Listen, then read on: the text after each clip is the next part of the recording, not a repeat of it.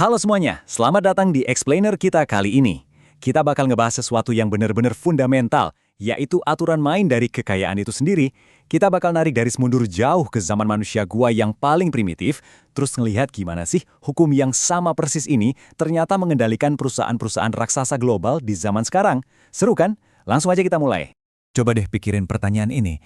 Kedengarannya emang kayak tebak-tebakan ya. Kalau sebuah danau, sebut aja danau superior, itu punya air yang jumlahnya benar-benar nggak terbatas, kenapa satu ember aja dari air danau itu sama sekali nggak ada harganya? Nah, pertanyaan simpel ini sebenarnya jadi kunci utama buat paham apa sih yang benar-benar ngasih nilai ke segala sesuatu di dunia kita ini. Oke, biar gampang, ini roadmap kita hari ini. Kita bakal mulai dari bahas apa itu kekayaan yang sebenarnya, terus ngelihat gimana bentuk ekonomi buat satu orang, ngebongkar ilusi tentang modal, ngelihat mesin sosial kita yang super besar, dan terakhir, siapa sih yang dapat bagian apa dan kenapa bisa gitu? Jadi, langsung masuk ke bagian pertama. Apa sih yang sebenarnya dimaksud dengan kekayaan? Karena ternyata, ini tuh bukan cuma sekedar punya barang-barang yang berguna loh. Gini, kita tuh harus bisa ngebedain antara kegunaan atau utilitas yang absolut sama yang efektif. Air di danau tadi tuh punya utilitas absolut, soalnya jelas dong bisa ngilangin rasa haus. Tapi, air itu nggak punya utilitas efektif. Kenapa? Ya karena kalau kamu kehilangan satu ember air dari danau itu, kamu nggak bakal ngerasa rugi sama sekali kan? Persediaannya aja nggak terbatas. Jadi, kekayaan itu nuntut adanya utilitas efektif. Artinya, bagian spesifik dari pasokan itu harus benar-benar ngasih dampak penting buat kesejahteraan kamu. Buat gampangnya, bayangin aja tumpukan pasir. Pasir di pinggir pantai itu jelas bukan kekayaan kan? Jumlahnya melimpah ruah dan nggak ada kepentingan spesifik buat segenggam pasir di sana. Tapi coba pikir, kalau pasir yang sama persis itu ditaruh di sebelah proyek bangunan yang lagi dibangun. Tiba-tiba, pasir itu berubah jadi kekayaan. Soalnya, pasir itu sekarang jadi langka di lokasi proyek tersebut dan punya fungsi yang spesifik banget. Beda tempat, beda cerita. Nah, sekarang kita masuk ke bagian kedua. Kita akan lihat gimana konsep ini bekerja kalau kita buang semua elemen masyarakat dan cuma fokus ke satu orang produsen aja, alias ekonomi satu orang. Coba bayangin seorang manusia gua yang hidup sendirian. Dia berburu cuma buat bertahan hidup dari hari ke hari. Tapi suatu saat dia mutusin buat berhenti berburu bentar, ngorbanin waktunya buat bikin sebuah tombak. Nah, secara nggak sadar, dia ini baru aja nyiptain model primitif loh. Tombak ini bakal bikin kerjaan dia ke depannya jadi jauh lebih gampang dan produktif. Jadi intinya di sini, bahkan seorang manusia gua yang hidup di zaman batu sekalipun, dia bertindak sebagai buruh sekaligus kapitalis. Dia udah tunduk sama hukum ekonomi universal ini jauh sebelum uang atau pasar itu sendiri ada. Dia ngukur nilai barang dari seberapa besar pengorbanan pribadinya buat bikin barang itu. Terus, pas si pemburu ini kerja dari jam ke jam, makanan yang dia kumpulin di awal tuh penting banget buat kelangsungan hidupnya. Kegunaannya tinggi banget, sementara rasa capeknya belum kerasa. Tapi masuk ke jam ke-5 dan apalagi jam ke-10, makanan tambahan yang dia dapat udah nggak terlalu penting lagi buat nahan lapar. Sementara badan dia udah ngerasa capek banget, bener-bener makin berat rasanya buat lanjut kerja. Ujung-ujungnya, dia bakal nyampe di satu titik, kita sebut aja titik uji.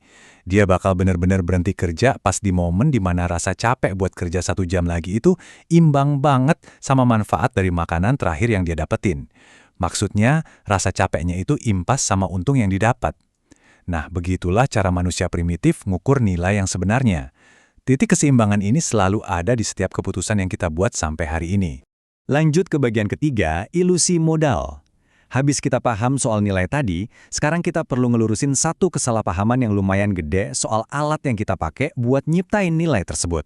Banyak dari kita yang masih sering banget nyamain barang modal sama modal itu sendiri. Padahal ada perbedaan yang super penting di sini. Barang modal kayak perkakas, mesin, atau bahan mentah itu cepat atau lambat pasti bakal aus, rusak, atau habis kepake. Sebaliknya, yang namanya modal, itu tuh sebenarnya adalah dana kekayaan produktif yang sifatnya permanen dan abadi. Ini ada analogi yang menarik banget buat ngilustrasiin hal ini. Bayangin sebuah air terjun. Modal itu ibarat sungainya yang ngalir terus-terusan tanpa henti, menghasilkan tenaga air yang abadi. Sedangkan barang modal, nah itu cuma tetesan-tetesan airnya aja yang lewat cepet banget silih berganti.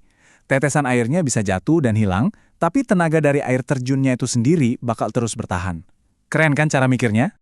Karena sifatnya yang permanen ini, modal itu punya satu kekuatan super. Dia bisa pindah-pindah alias punya mobilitas.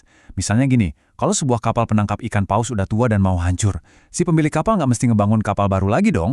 Dia bisa ambil nilai modal yang selama ini tertahan, terus diinvestasiin buat buka pabrik kapas misalnya.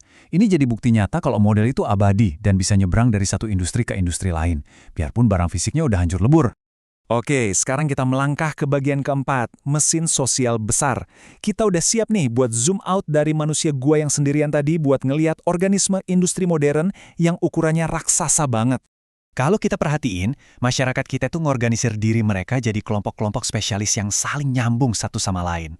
Bahan mentah tuh ngalir mulus banget dari satu tangan ke tangan yang lain. Mulai dari sapi di peternakan, dibawa ke pabrik penyamakan buat jadi kulit, terus diproses di pabrik sepatu, sampai akhirnya sepatu itu mejeng dengan cantik di rak toko, siap buat kamu beli.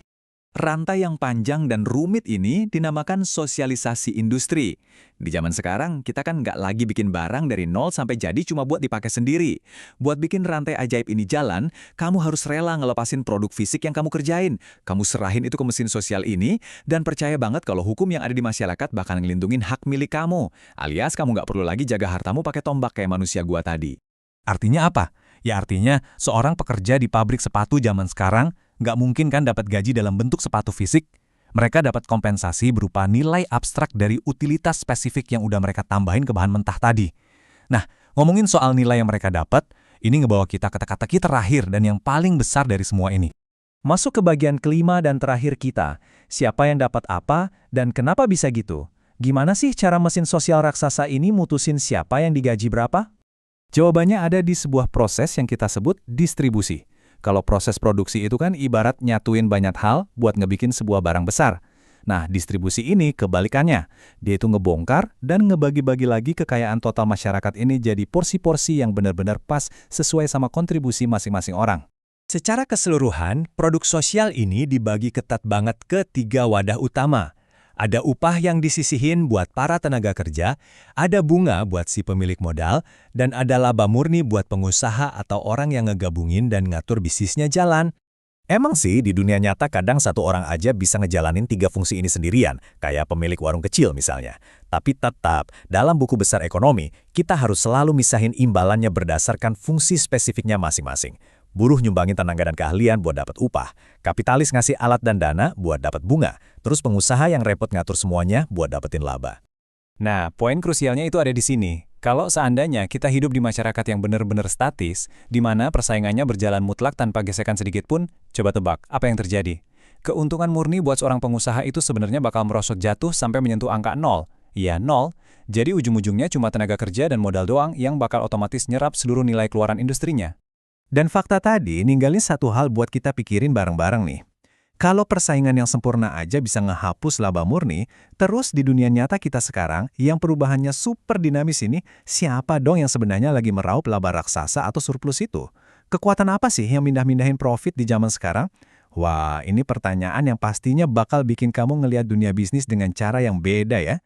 Makasih udah nemenin saya ngebedah explainer yang luar biasa ini, dan sampai jumpa di pembahasan seru kita berikutnya.